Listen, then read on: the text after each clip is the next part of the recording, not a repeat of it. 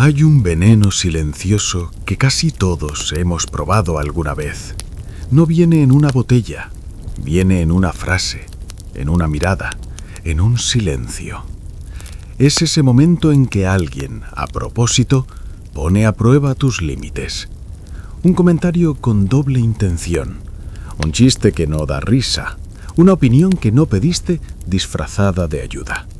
No es lo suficientemente grande como para empezar una guerra, pero sí lo suficientemente afilado como para robarte la paz.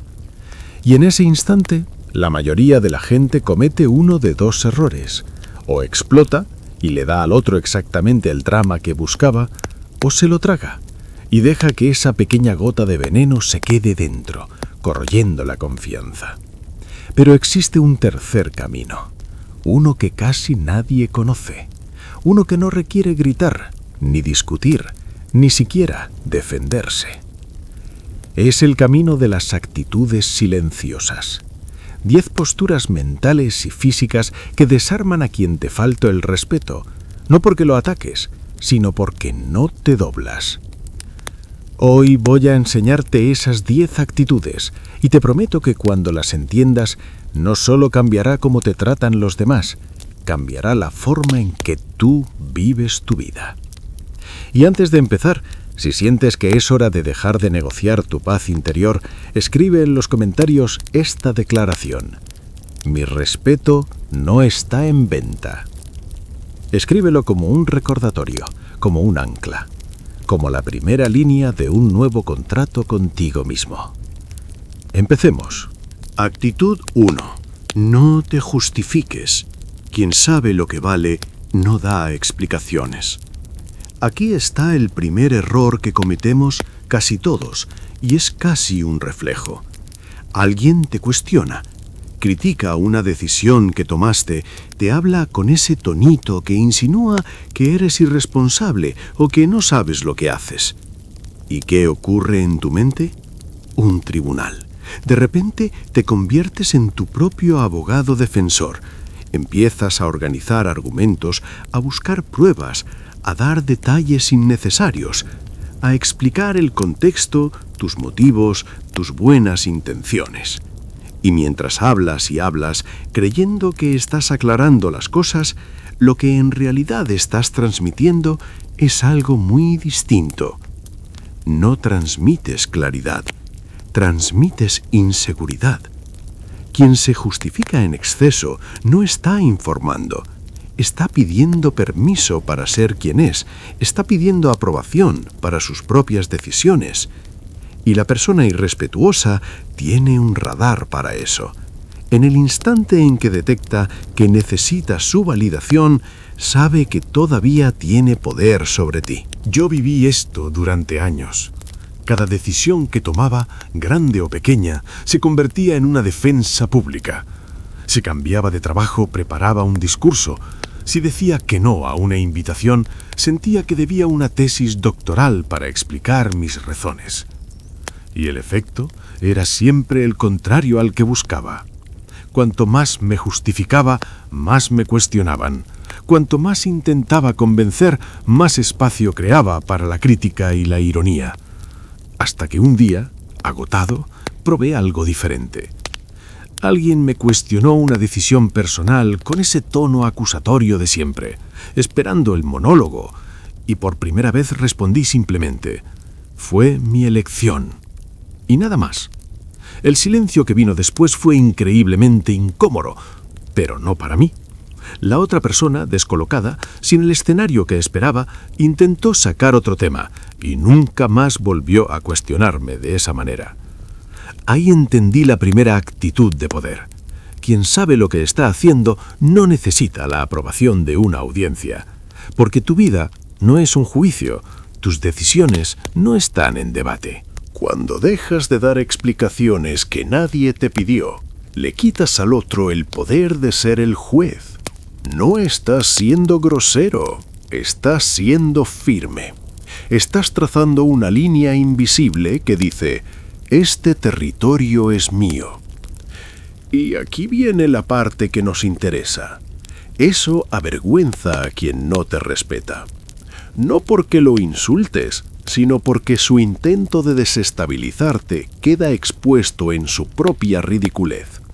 Se queda solo en el escenario, sin su contraparte, y esa soledad, ese silencio donde antes había drama, lo obliga a confrontar su propia actitud.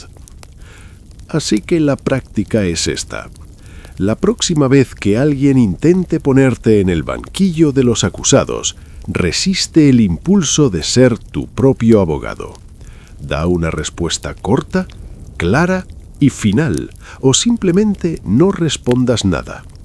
Y luego observa cómo cambia al instante el juego de poder, porque quien esperaba verte flaquear se encuentra con una calma que no sabe cómo interpretar. Y en ese silencio el respeto empieza a nacer, no porque lo hayas exigido, sino porque tu actitud le enseña cómo debe tratarte. Actitud 2. Sé educado sin abrir la puerta. ¿Te has dado cuenta de que algunas personas solo empiezan a faltarte al respeto después de sentirse demasiado cómodas contigo? No es una coincidencia. Hay una línea muy fina, casi invisible, entre ser una persona educada y ofrecer una intimidad que no se ha ganado. Y es precisamente en el cruce de esa línea donde el respeto a menudo se pierde. Mucha gente confunde las dos cosas.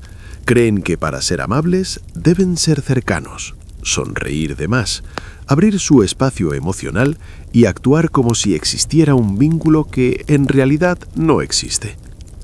Y cuando haces eso con alguien que no tiene la misma integridad, le envías un mensaje equivocado pero muy claro. A pesar de tu comportamiento, tienes acceso a mí. Piensa en tu mundo interior como tu casa.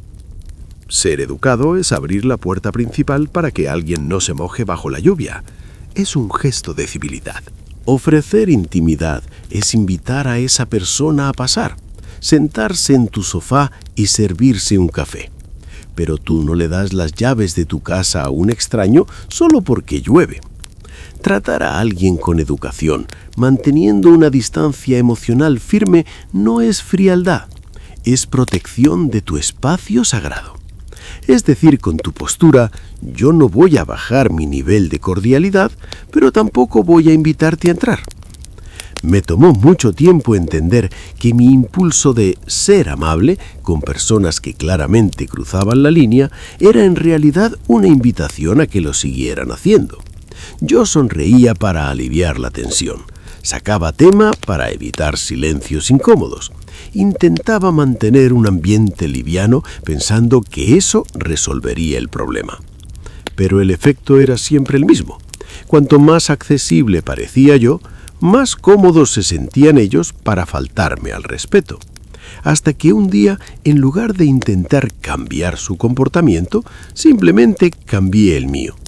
Seguí siendo educado, saludaba, respondía con respeto, pero corté de raíz cualquier señal de intimidad, sin chistes, sin sonrisas forzadas, sin ese esfuerzo inconsciente por agradar. Y el ambiente cambió por completo. La gente empezó a medir sus palabras. El tono se volvió más cuidadoso. Quien antes se sentía con derecho a hacer ciertos comentarios, de repente empezó a sentirse fuera de lugar. La educación sin intimidad crea un límite invisible pero increíblemente sólido. No genera conflicto, pero tampoco genera apertura. Y eso, para la persona irrespetuosa que se alimenta de la reacción emocional y la cercanía forzada, es profundamente desconcertante. Simplemente no sabe cómo actuar, porque no hay drama, no hay pelea, no tiene cómo echarte la culpa de algo porque tampoco hay acceso, y ese equilibrio es poder. La próxima vez que alguien te trate con falta de respeto, no cambies quién eres, cambia el nivel de acceso. Sé educado, sé sereno, pero mantén la puerta emocional cerrada. No le debes tu intimidad a quien no ha demostrado saber cómo cuidarla. Y cuando entiendes eso, el otro se da cuenta de que no puede cruzar tus límites sin perder automáticamente el poco espacio que tenía. Esa postura no grita, no amenaza, pero comunica esto con una claridad absoluta. Yo sé quién soy y sé hasta dónde puedes llegar. Y pocas cosas avergüenzan más a quien no te respeta que darse cuenta en silencio de que nunca tuvo el poder que creía tener sobre ti. Actitud 3. Pregunta en lugar de acusar. Cuando alguien te hiere, hay algo que sube por el pecho de manera casi automática. La necesidad de señalar, de nombrar lo que pasó, de decir en voz alta lo que todos están pensando. Y tiene sentido. La acusación se siente como justicia instantánea. El problema es que no lo es. En el momento en que acusas, la otra persona deja de escucharte, entra en modo defensa, y la conversación que debería ser sobre su comportamiento, de repente se convierte en una discusión sobre si tú tienes razón o no. El tema original desaparece y lo que queda es una pelea de egos en la que nadie gana y todos pierden algo. Porque cuando acusas es como intentar atrapar humo con las manos. El humo existe, el problema es real, pero cuanto más aprietas, más se escapa y terminas con las manos vacías y más frustrado que al principio. Pero preguntar es diferente. Preguntar no ataca, preguntar expone. Y hay una diferencia enorme entre las dos cosas. Déjame contarte algo que me pasó en una reunión de trabajo. Había una persona que cada vez que yo empezaba a hablar me interrumpía. No una vez, no de vez en cuando, constantemente. Me cortaba las frases, hablaba por encima, desviaba el tema como si mis palabras no tuvieran peso. Mi primer impulso fue confrontarlo delante de todos. Decir algo como, siempre me interrumpes, o no sabes respetar cuando alguien está hablando. Pero yo sabía lo que iba a pasar. Defensa inmediata, ambiente pesado, y lo más probable es que yo quedara como el difícil de la sala, el que no sabe manejar sus emociones.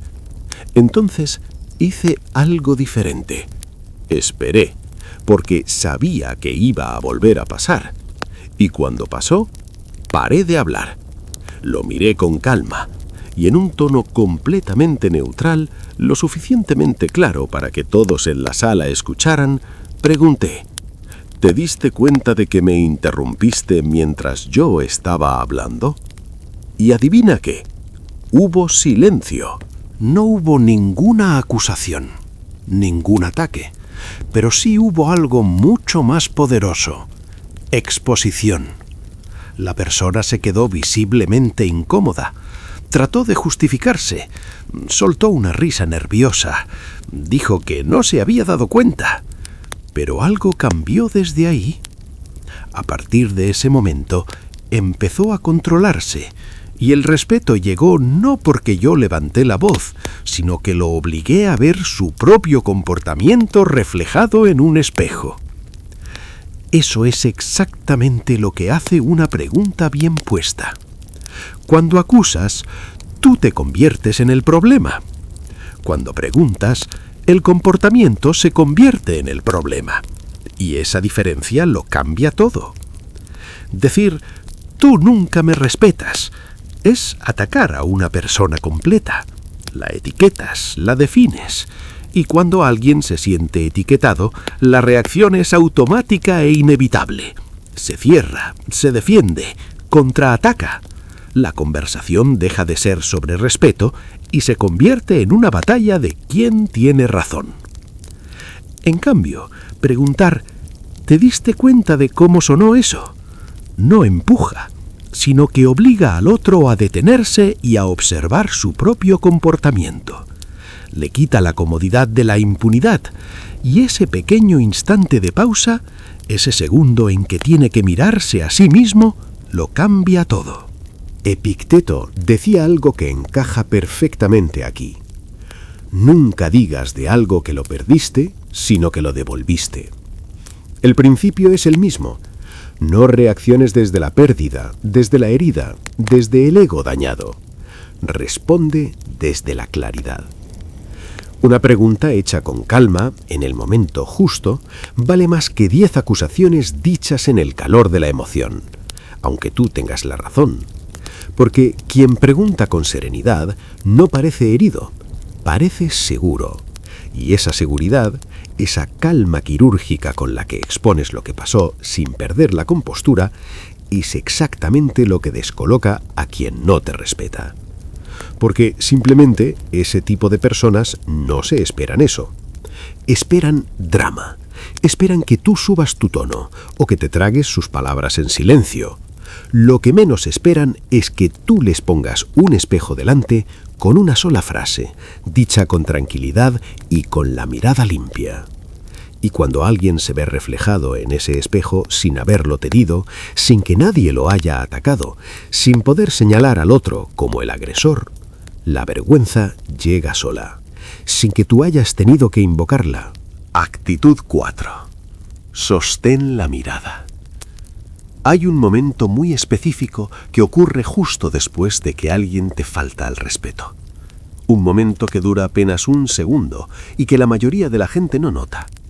Pero ese segundo lo decide todo. Después del comentario atravesado, de la ironía disfrazada de broma, de ese tono condescendiente que duele sin dejar huella visible, hay una pausa. Y en esa pausa, la persona que acaba de cruzar la línea te mira. No está esperando una respuesta. Está buscando los ojos que se bajan, la sonrisa nerviosa, la mirada que se escapa hacia otro lado buscando una salida. Esa incomodidad visible que le confirma que el golpe llegó donde quería. Porque eso es lo que necesita. No el conflicto, la confirmación de que tiene poder sobre ti. Y en ese segundo, sin decir una sola palabra, tú puedes dársela o negársela. Apartar la mirada en ese momento es un gesto pequeño con consecuencias enormes. No porque sea un signo de debilidad en abstracto, sino porque es exactamente la señal que esa persona estaba esperando para saber que puede seguir. Es como soltar la cuerda en medio de un pulso. No hace falta que el otro haga nada más. Tú ya cediste. Sostener la mirada, en cambio, comunica algo que ninguna palabra puede expresar con la misma precisión. Comunica, estoy aquí, completamente, y no me voy a encoger. Yo lo viví en un grupo de amigos, ese ambiente donde siempre hay alguien que se cree el gracioso a costa de los demás. Comentarios irónicos, pequeñas pullas, chistes que solo dan risa cuando alguien más sale perdiendo. En mi caso, el patrón era siempre el mismo. Llegaba el comentario, venía el «es broma, relájate», de inmediato. Y luego, la mirada. Esa persona decía algo y de inmediato me miraba, esperando que yo bajara los ojos, que me riera con incomodidad, que cambiara de tema para aliviar la tensión. Y durante mucho tiempo, eso era exactamente lo que yo hacía. Sonreía, apartaba la mirada, sacaba otro tema. Sin darme cuenta, ese gesto repetido era mi manera de decir, está bien, puedes seguir.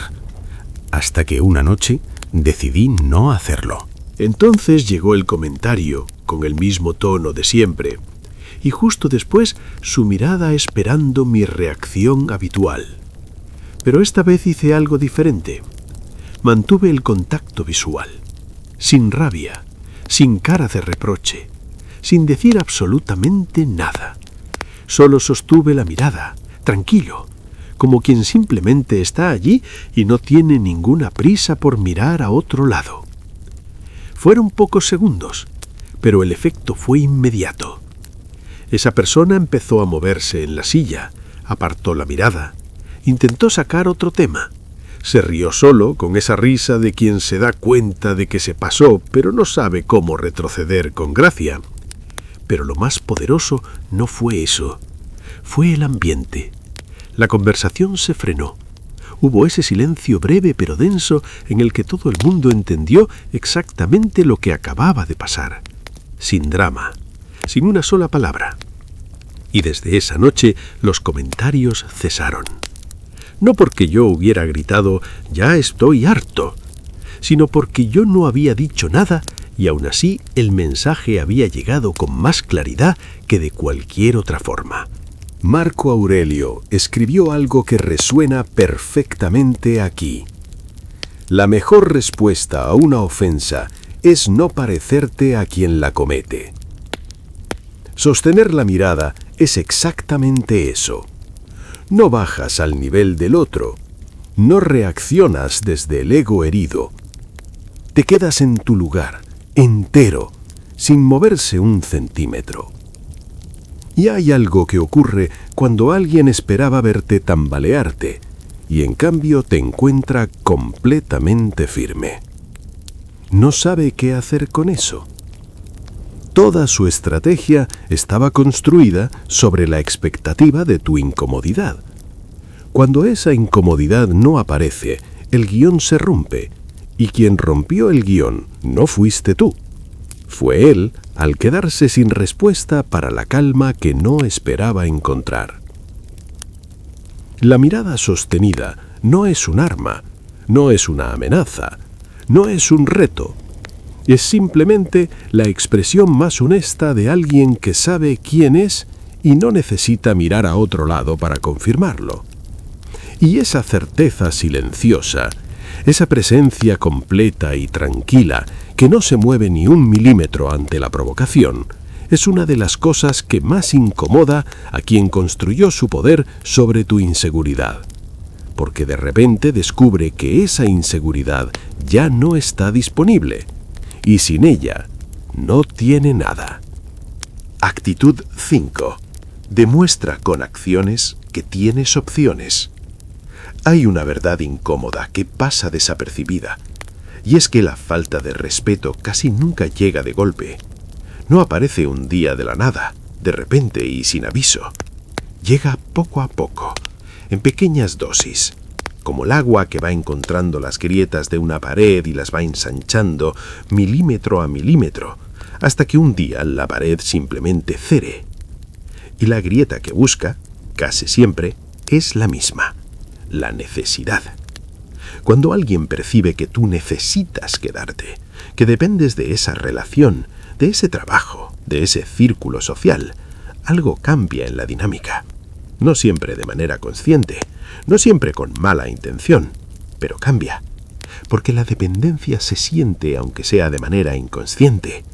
La dependencia le dice al otro sin palabras, necesito esto, no puedo perderlo, haré lo que sea para no perderlo.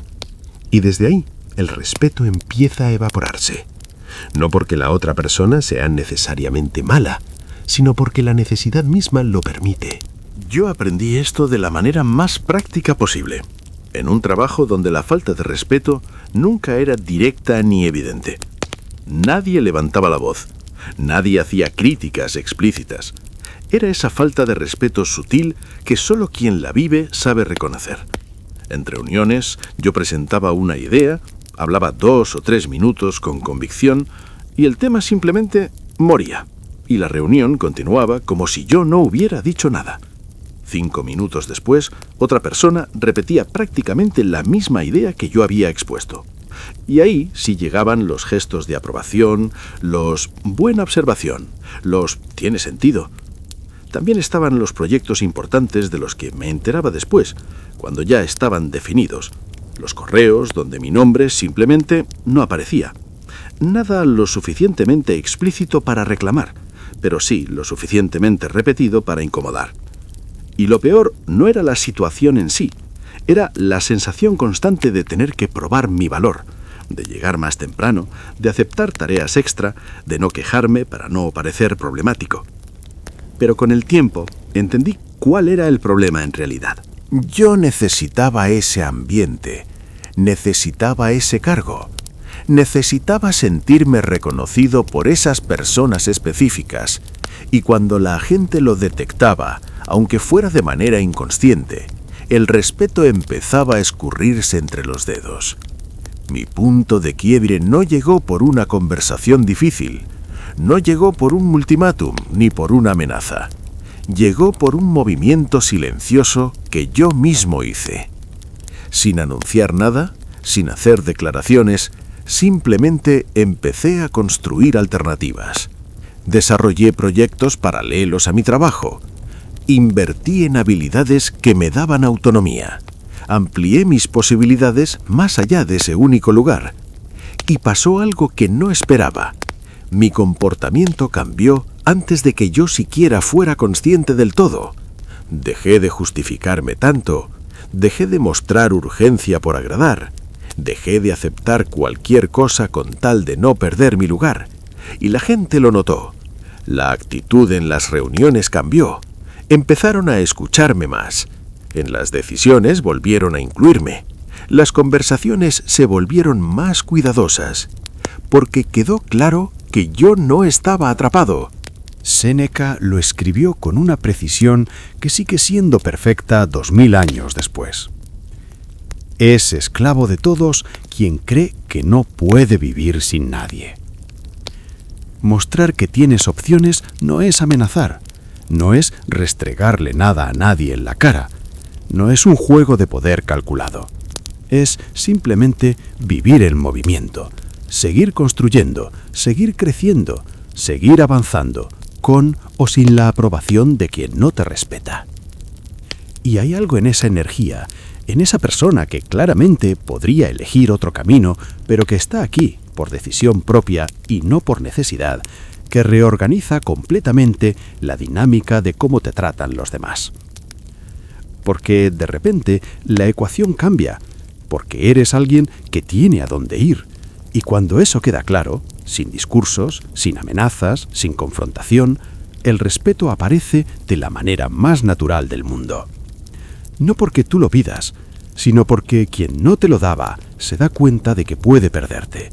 Y eso, silenciosamente, lo cambia todo. Actitud 6.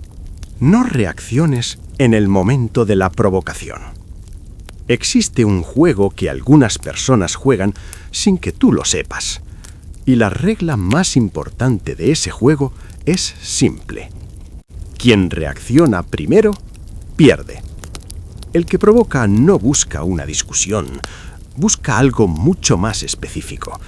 Busca verte perder el control, ver cómo tu calma se quiebra, ver cómo la compostura que llevas durante todo el día se derrumba en 10 segundos ante el estímulo correcto. Porque en ese momento, en ese instante en que explotas o en que te hundes, algo queda demostrado. Que todavía pueden moverte, que todavía tienen ese poder sobre ti. Y mientras tú te recuperas del impacto, ellos ya ganaron lo que buscaban. Epicteto, que entendió el poder de la mente mejor que casi nadie, lo dijo con una claridad que no ha perdido ni un gramo de fuerza con el paso del tiempo. Entre el estímulo y la respuesta hay un espacio. En ese espacio está tu libertad. Ese espacio es todo. Es la diferencia entre reaccionar y responder, entre ser controlado y tener el control, entre darle al otro lo que busca y negárselo completamente. Piensa en el océano. Cuando lanzas una piedra al océano, el océano no se altera, no se defiende, no contraataca. Simplemente absorbe el impacto y sigue siendo exactamente lo que es: inmenso, profundo, imposible de reducir. La persona que reacciona ante cada provocación no es el océano, es el charco. Cualquier piedra pequeña lo altera por completo, levanta salpicaduras, enturbia el agua, pierde la forma. El que provoca sabe muy bien la diferencia entre lanzar una piedra al océano y lanzarla a un charco, y elige sus objetivos en consecuencia. Yo tuve durante años un conocido que tenía una habilidad especial para esto. Sabía exactamente qué botón presionar y en qué momento. Un comentario sobre una decisión que yo había tomado, una insinuación sobre algo que yo había dicho, siempre en el momento menos esperado, siempre con una sonrisa, siempre con ese escudo perfecto del «es solo mi opinión». Y durante mucho tiempo yo caía, no siempre de manera visible. A veces era solo una tensión en los hombros, una respuesta más cortante de lo necesario, un silencio incómodo que él sabía leer perfectamente. Eso era suficiente. Hasta que entendí algo que lo cambió todo para mí. Lo que entendí fue que mi reacción era su recompensa. Cada vez que yo me alteraba, aunque fuera levemente, él recibía la confirmación de que el juego valía la pena, de que tenía acceso a algo dentro de mí que yo no controlaba completamente. Entonces hice algo que al principio me costó enormemente. Empecé a hacer una pequeña pausa. No a ignorar, no a fingir que no había pasado nada, sino a crear deliberadamente ese espacio del que hablaba Epicteto. Me lanzaba el comentario y yo, en lugar de responderle desde el primer impulso, simplemente esperaba un poco, un segundo, 2, los suficientes para que mi reacción automática se disolviera y así pudiera elegir mi respuesta desde la calma. A veces respondía con algo breve y neutral, a veces simplemente asentía y cambiaba el tema, a veces no decía absolutamente nada. Y el efecto fue desconcertante. Sin su recompensa habitual, sin la reacción que validaba su juego, los comentarios fueron perdiendo frecuencia. Primero se fueron espaciando, luego casi desaparecieron. Porque un juego sin respuesta no es un juego, es un monólogo. Y nadie mantiene un monólogo por mucho tiempo cuando nadie lo escucha. Hay algo que vale la pena entender sobre la provocación deliberada. Y es que no viene de la fuerza, viene de la necesidad.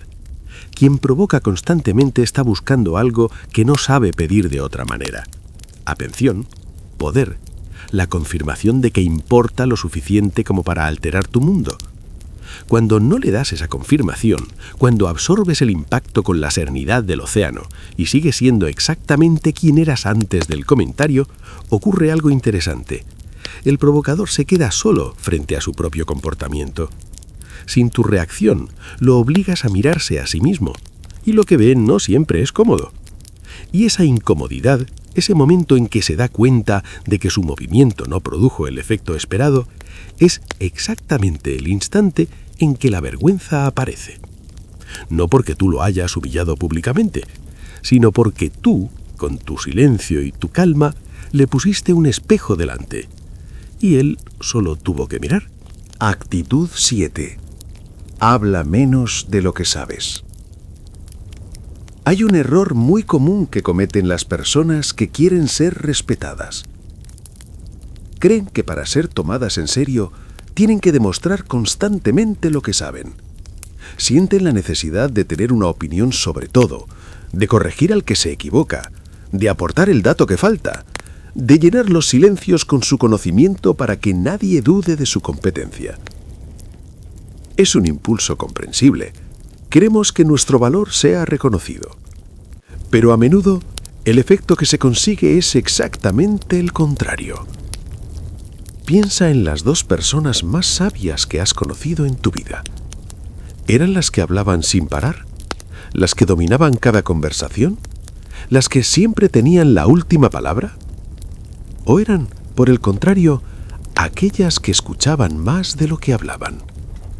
Personas que elegían sus palabras con una precisión quirúrgica, que cuando hablaban, todo el mundo se callaba, no por obligación, sino por el peso de lo que estaban a punto de decir. El mundo está lleno de ruido, de opiniones vacías, de gente que habla solo para escucharse a sí misma. En un entorno así, el silencio y la palabra precisa no son signos de ignorancia, son una demostración de poder. Hay una historia sobre el filósofo Zenón de Citio, el fundador del estoicismo, que ilustra esto perfectamente. Se dice que Zenón era un hombre de muy pocas palabras. Un día, en un banquete, mientras todos los demás filósofos y eruditos competían por ver quién era el más elocuente, Él permaneció en completo silencio. Al final de la noche, el anfitrión, intrigado, le preguntó por qué era el único que no había dicho nada. Zenón, con calma, le respondió: «Dile al rey que hay alguien aquí que sabe cómo callar». Esa respuesta es brillante. No solo demuestra su punto, sino que lo encarna en el acto. Su silencio era más elocuente que todos los discursos de la noche juntos. Cuando hablas menos de lo que sabes, ocurren dos cosas. Primero, la gente empieza a escucharte de verdad. Si eres la persona que siempre tiene algo que decir, tus palabras se vuelven baratas. Son parte del ruido de fondo. Pero si eres la persona que solo habla cuando tiene algo verdaderamente importante que aportar, tus palabras adquieren un valor incalculable. Tu silencio crea expectación. Tu palabra se convierte en un evento. Y segundo, y esto es clave para lidiar con quien no te respeta, te vuelves impredecible y difícil de atacar. La persona irrespetuosa se alimenta de tus palabras, las tuerce, las saca de contexto, usa tus propios argumentos en tu contra. Cuanto más hablas, más munición le das. Pero cuando hablas poco, cuando tus respuestas son breves, claras y finales, no le dejas nada a lo que agarrarse. El ataque resbala. Yo lo aprendí en un entorno donde había una persona que era experta en el debate por agotamiento. No le importaba tener razón. Su objetivo era arrastrarte a una discusión interminable hasta que te rindieras por puro cansancio. Durante mucho tiempo yo entraba en su juego. Argumentaba, daba datos, explicaba mi punto de vista. Y siempre terminaba agotado y frustrado, porque la conversación nunca llegaba a ningún lado. Hasta que empecé a aplicar la economía de la palabra. La próxima vez que intentó arrastrarme a uno de sus debates, en lugar de darle un discurso, simplemente le respondí con una frase corta y serena. Le dije: «Esa es tu perspectiva.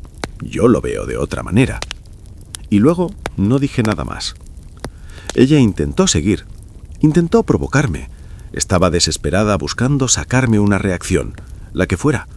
Pero mis respuestas seguían siendo breves, calmadas y definitivas. No había nada que debatir, no había argumento al que aferrarse. Y por primera vez fue ella quien se quedó sin energía. Se quedó hablando sola en un vacío que yo había creado con mi propio silencio. No hubo pelea, no hubo conflicto, simplemente la conversación murió por falta de combustible. Y nunca más intentó arrastrarme a ese juego de nuevo, porque entendió que yo ya no estaba dispuesto a jugar. El verdadero respeto no viene de ganar la discusión, viene de demostrar sin palabras que no necesitas tenerla. El silencio estratégico no es pasividad, es un acto de poder consciente. Es la decisión de no malgastar tu energía en batallas que no merecen tu tiempo. Y en un mundo que grita, quien sabe callar no es el que no tiene nada que decir, es el que tiene tan claro lo que piensa que no necesita que nadie más esté de acuerdo con él. Actitud 8. No necesites agradar para existir. Hay una trampa en la que caemos casi todos en algún momento de la vida. Y es tan cómoda, tan familiar, tan socialmente aceptada, que ni siquiera la reconocemos como trampa. Se llama necesitar agradarle a todo el mundo. No es un defecto de carácter. Es algo que aprendemos desde pequeños. Que sonreír abre puertas. Que decir sí mantiene la paz. Que si agradas, perteneces. Que si no agradas, estás solo. Y esa creencia, instalada tan profundo que parece parte de quienes somos, nos cuesta un precio enorme que pagamos en silencio durante años. El precio de decir sí cuando queremos decir no, el precio de reírnos de cosas que no nos dan risa, el precio de quedarnos más tiempo del que aguantamos en lugares donde no queremos estar, el precio de doblarnos una y otra vez para encajar en espacios que no fueron hechos para nosotros. Y todo ese tiempo, mientras pagamos ese precio, creemos que estamos siendo amables, generosos, buenas personas. Pero hay algo que no vemos. Cada vez que dices sí cuando querías decir no, le estás enseñando a alguien hasta dónde puede llegar contigo. Sin saberlo, sin quererlo, estás dibujando el mapa de tus propios límites. Y ese mapa, en manos de quien no te respeta, se convierte en una guía perfecta de cómo usarte. Séneca lo escribió con esa honestidad brutal que lo caracterizaba. Es miserable quien vive pensando en lo que otros piensan de él. No porque la opinión de los demás no importe nunca, sino porque cuando esa opinión se convierte en el centro de todas tus decisiones, dejas de vivir tu propia vida y empiezas a vivir la que otros esperan de ti. Y ahí, en ese momento, el respeto desaparece. No solo el respeto de los demás hacia ti, el tuyo propio. Yo crecí creyendo que ser aceptado era la forma más segura de estar a salvo, que agradar era el camino más corto hacia la pertenencia. Esa creencia me siguió hasta la vida adulta sin que yo me diera cuenta. Aceptaba invitaciones cuando estaba agotado, solo para no parecer distante. Me quedaba en conversaciones que me vaciaban, porque irme se sentía como una ofensa. Me reía de comentarios que no tenían gracia, solo para no romper el ambiente. Y en las amistades, era siempre el que estaba disponible, el que respondía rápido, el que escuchaba durante horas, el que cancelaba sus propios planes para ayudar. Pero cuando yo necesitaba algo, la respuesta llegaba tarde. Cuando yo hablaba de algo que me importaba, el tema cambiaba. Cuando yo decía que estaba cansado, venía un «pero no te tomará tiempo», que en realidad significaba «tu cansancio importa menos que mi necesidad». Y yo seguía ahí, disponible, sonriente, tragándome todo. Hasta que un día entendí algo que lo cambió todo. Mi disponibilidad permanente no era generosidad, era miedo disfrazado de amabilidad. Miedo al rechazo, miedo al silencio, miedo a que si decía no, todo se rompería. Y mientras yo tenía ese miedo, las personas que no me respetaban lo usaban como combustible. No siempre de manera consciente, pero lo usaban. Entonces empecé a cambiar algo pequeño pero radical. Empecé a decir no cuando no tenía sentido decir sí. Sin dar discursos, sin dar explicaciones elaboradas, sin pedir perdón por tener límites. Solo un no, tranquilo, firme y sin drama. Al principio fue incómodo. Algunas personas se extrañaron, otras se molestaron, unas pocas se alejaron, pero ocurrió algo que no me esperaba. Las personas que de verdad me valoraban no se fueron, se ajustaron, empezaron a tratarme con más cuidado. Los mensajes se volvieron más respetuosos, los favores llegaron con consideración, no con expectativa. Porque cuando dejas de estar siempre disponible, cuando dejas de agradar por miedo, le comunicas al mundo algo muy claro. Yo tengo un valor que no está en negociación. Y hay una paradoja hermosa en todo esto. La persona que no necesita agradar es casi siempre la más respetada en cualquier grupo. No porque sea fría, no porque sea difícil, sino porque irradia algo que es extraordinariamente raro y extraordinariamente atractivo: autenticidad. Porque no cambia su postura para encajar. Es la misma persona en todos los ambientes, con el mismo criterio, con los mismos valores, con la misma calma. Y ante esa consistencia, ante esa solidez que no se dobla, ni se ajusta, ni busca aprobación, quien intentaba usar tu necesidad de agradar como palanca de control, se encuentra de repente sin nada a lo que agarrarse. Y sin esas herramientas, la falta de respeto simplemente no encuentra dónde aterrizar. Se queda suspendida en el aire y cae de vuelta sobre quien la lanzó. Actitud 9. Mantén tu postura física y emocional. Antes de que salga una sola palabra de tu boca, tu cuerpo lleva varios segundos hablando, y lo que dice muchas veces es más honesto y más poderoso que cualquier argumento que puedas construir con palabras. Los hombros que se encogen hacia adentro, la mirada que busca el suelo, los brazos cruzados sobre el pecho como un escudo, los pasos cortos y apresurados de quien intenta pasar desapercibido.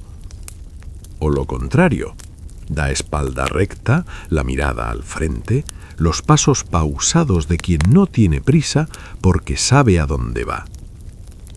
Dos personas pueden decir exactamente las mismas palabras y ser escuchadas de maneras completamente diferentes, dependiendo únicamente de cómo está su cuerpo mientras las dice.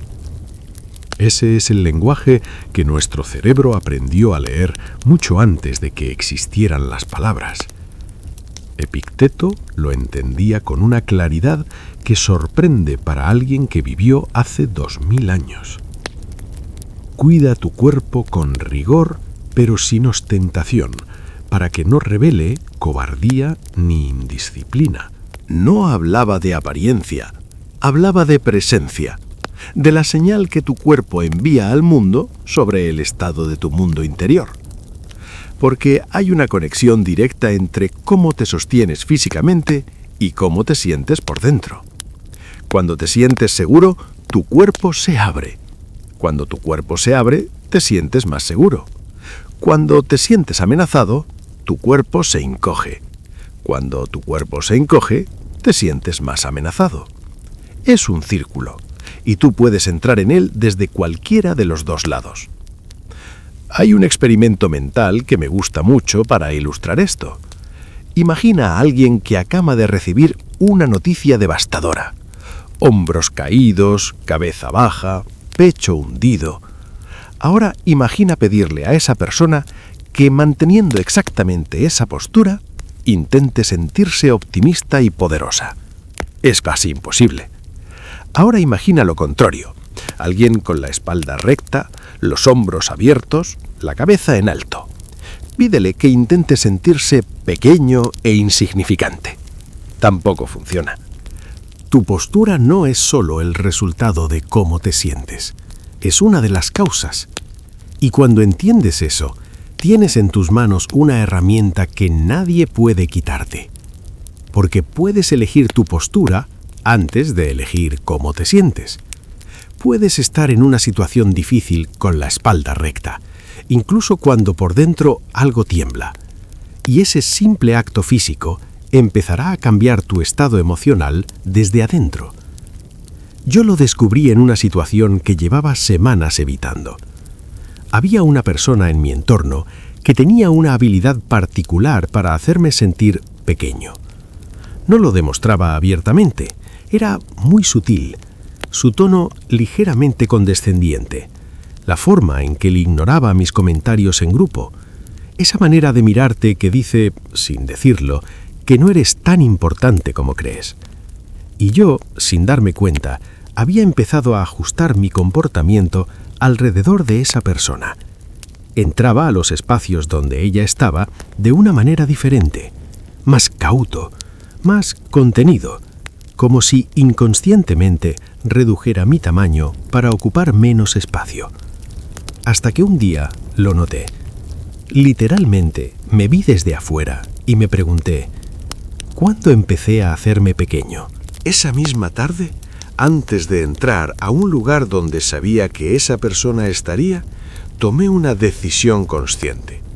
Iba a entrar igual que siempre, con los mismos pasos, con la misma presencia, sin ajustar nada. No era un acto de confrontación, era simplemente negarme a seguir modificando quién era yo en función de quién era esa persona. Y lo que pasó fue muy revelador. Cuando no encontró la versión reducida de mí que esperaba, como siempre, algo en su actitud cambió, no de manera dramática, pero cambió. Las pequeñas pullas perdieron precisión, los comentarios condescendientes llegaron con menos frecuencia, como si, sin su objetivo habitual, el juego hubiera perdido sentido. Marco Aurelio escribió algo en sus meditaciones que encaja perfectamente aquí. No desperdicies el resto de tu vida pensando en otras personas. Mira hacia adentro. Mantener la postura no es un gesto para los demás, es un gesto para ti. Es la decisión de no dejar que el comportamiento de otro reescriba cómo ocupas tu espacio en el mundo. Porque hay algo que quien te falta el respeto no espera encontrar. No espera encontrarte igual después de lanzarte comentarios punzantes. No espera encontrarte con la misma calma, con la misma tranquilidad que como estabas antes. Lo que espera es reducirte. Espera que sus palabras o sus actitudes hayan dejado una marca visible en tu postura, en tu mirada, en tu manera de moverte por el mundo. Y cuando eso no ocurre, cuando entras, te mantienes y sales intacto, algo en ellos se quiebra silenciosamente, porque se dan cuenta de que sus intentos no llegaron a donde querían llegar. Y esa constatación, ese momento en que comprenden que no pudieron doblarte, es quizás la forma más profunda y más duradera de vergüenza que existe. No la vergüenza del que fue señalado públicamente, sino la vergüenza íntima y silenciosa del que intentó reducir a alguien y descubrió que ese alguien era sencillamente irreducible. Y llegamos a la última actitud. Actitud 10. No dejes que lo que te hicieron cambie quién eres. Esta actitud es la que determina si las otras 9 sirven para algo o no. Puedes aprender a no justificarte, puedes sostener la mirada, puedes preguntar en lugar de acusar, puedes mantener tu postura, puedes hacer todo lo que hemos explorado hoy, pero si al final del día, cuando llegas a casa y cierras la puerta, lo que ocurrió te ha cambiado por dentro, entonces quien te faltó al respeto ganó de todas formas. No en el momento del conflicto, después, en silencio. Porque el objetivo real de la falta de respeto no es herirte en el momento, es instalarse dentro de ti y seguir trabajando después de que todo terminó. Es el comentario que revives en la ducha 3 días más tarde. Es la desconfianza que empieza a crecer hacia personas que no tienen nada que ver. Es el cinismo que se va instalando lentamente, como una mancha de humedad en una pared, invisible al principio, imposible de ignorar después. Es la dureza que vas construyendo como protección y que un día te das cuenta que ya no distingue entre quien te hizo daño y quien no lo hará jamás. Eso es lo que la falta de respeto busca realmente. No doblarte en el momento, transformarte con el tiempo. Marco Aurelio lo entendió desde una posición que nadie más ha tenido que soportar de la misma manera. Era el hombre más poderoso del mundo y aún así era constantemente criticado, traicionado, cuestionado por personas que debían lealtad y elegían la puñalada. Y lo que escribió en sus meditaciones no fue un plan de venganza, no fue una lista de agravios, fue algo que sigue siendo, 2000 años después, una de las reflexiones más poderosas sobre la integridad humana que existen. Lo mejor que puedes hacer frente a quienes te hacen daño es no parecerte a ellos. No parecerte a ellos. No volverte frío porque alguien fue cruel. No volverte desconfiado porque alguien te traicionó. No volverte duro porque alguien intentó romperte. Es salir del otro lado siendo exactamente quien eras antes. O mejor aún, siendo una versión más profunda y más sabia de esa persona. No a pesar de lo que ocurrió, sino habiendo atravesado lo que ocurrió sin perder el norte. Eso es lo que buscamos con esta última actitud. No ser de piedra, no fingir que nada duele, no construir una armadura tan gruesa que ya nada pueda entrar, ni lo malo ni lo bueno, sino tener raíces tan profundas que la tormenta pueda sacudirte sin arrancarte. Yo viví un período en que la falta de respeto sostenida de ciertas personas empezó a cambiarme de maneras que yo no elegí. Empecé a entrar a los lugares con una guardia que antes no tenía. Empecé a interpretar gestos neutros como amenazas. Empecé a responder con una frialdad que antes no era parte de mí. Y un día, mirándome con honestidad, me pregunté algo que me detuvo en seco. ¿En qué momento dejé de ser yo? Y empecé a ser la respuesta a lo que me hicieron. Porque eso es exactamente lo que había pasado. Sin darme cuenta, había dejado que el comportamiento de otros escribiera mi carácter. Había dejado que su falta de respeto redefiniera cómo yo me relacionaba con el mundo. Y en ese momento entendí que la victoria más silenciosa y más completa que podía conseguir no era hacerles pagar de alguna manera, era recuperarme a mí mismo. Volver a ser quien era antes de que todo eso ocurriera. Con la sabiduría de haber atravesado la tormenta, sí. Con la claridad de saber reconocer ciertas señales que antes no veía. También, pero sin el cinismo, sin la dureza, sin la desconfianza generalizada que convierte cada nueva relación en un campo minado. Séneca lo escribió en una de sus cartas con una ternura que no siempre se le reconoce. Retírate hacia ti mismo tanto como puedas. Trata con aquellos que puedan hacerte mejor. Recibe a aquellos a quienes tú puedas hacer mejores. Y hazlo de manera recíproca. La persona que ha sido maltratada y sale del otro lado sin haber perdido su capacidad de confiar, de conectar, de abrirse al mundo con criterio pero sin miedo, esa persona ha conseguido algo extraordinario. Ha demostrado que su carácter no estaba en manos de quien intentó dañarlo. Y eso, más que cualquier respuesta ingeniosa, más que cualquier confrontación ganada, más que cualquier victoria pública, es lo que verdaderamente avergüenza a quien te faltó al respeto. Porque se da cuenta, tarde o temprano, de que todo lo que hizo no dejó la marca que buscaba. Que tú seguiste adelante, que seguiste siendo tú, y que su intento de reducirte no te redujo en absoluto.